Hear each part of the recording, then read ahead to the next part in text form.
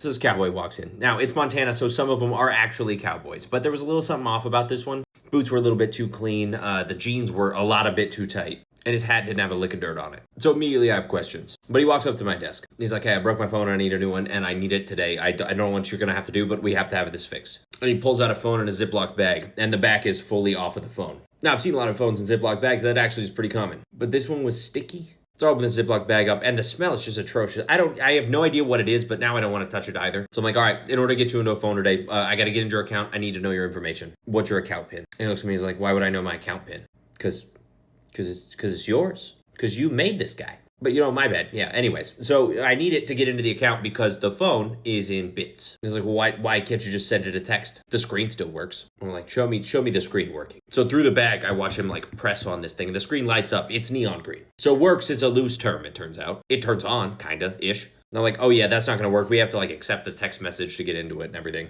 Is your wife or your mom or somebody else on the account that I can maybe call and we can skip this part? And he's like, yeah, but they're not in cell service or anything. I took them on a trip up here from Oregon. There it is. We found it. I'm like, okay, well, we only have the two options. I can either get in with the account PIN or we can call them and we can see. He's like, man, this is just ridiculous. What am I supposed to do in the meantime? Well, you're supposed to know your information, first off. But other than that, you can call customer care, because the phone screen is working, of course, and they can maybe overnight you a new one. He's like, no, that's not going to work, man. We leave tomorrow. I need it right now. Like, all right, then we got to call somebody or you got to figure this out. So he gives me his wife's number and I call his wife. And she answers.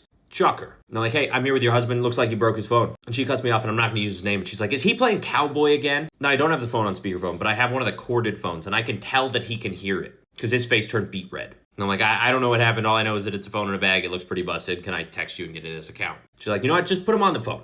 Like, yes, ma'am. Nothing for me. Here you go. So I hand the phone over to this guy. And I can't hear everything because, again, it's not on speakerphone, but I can hear the tone of voice. And he is getting reamed. And I know that he knows he's in trouble because I can just see him nodding along a little bit. He's just like this on the phone. About 2 minutes go by, and I'm just staring at him because I got nothing else to do. He hands me the phone back, and I pick it up, and I'm like, all right, so are we good to get into this account? She tells me no. She's like, no.